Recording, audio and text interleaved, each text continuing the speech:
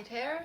Tonight we are going to discuss the borrowing topic in part 3.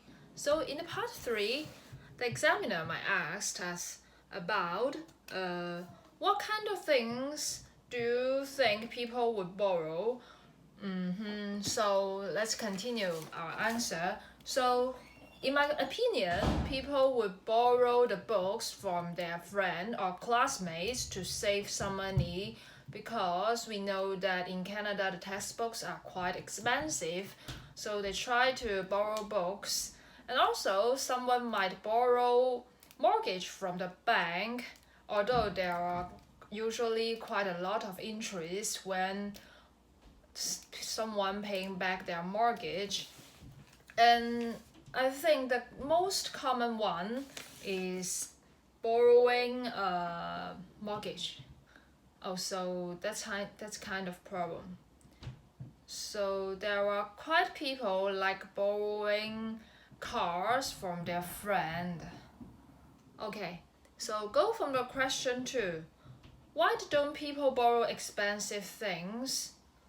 Okay, so my answer would be, from the one hand, people don't want to borrow expensive things because they are afraid that they might lose it.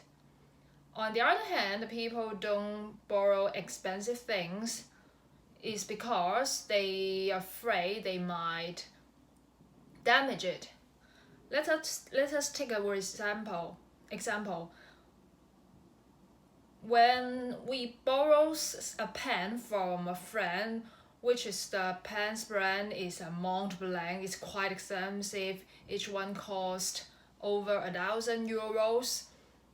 So if I damage the pen, I might fork out money to pay it back with my friend. So I would rather not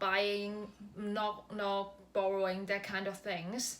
And take another example, if I borrow a Rolls-Royce car from my friend, which is cost $10,000 or $20,000 or over $100,000 for some limited version,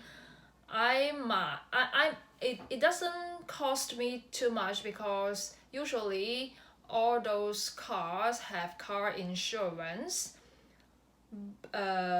Yet the other situation, the premium would goes up if the car owner make the claim. So I think those two reasons attribute to why people don't want to borrow expensive things. Okay, so our last question would be, should company borrow ideas from other company?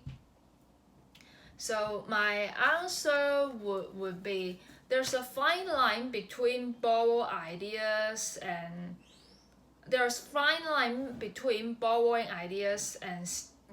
which is inversely common, and stealing ideas. Let's take an example, like the iPhone. They invented a function like swipe the screen to switch the apps, or they just use the fingerprint to unlock the phone.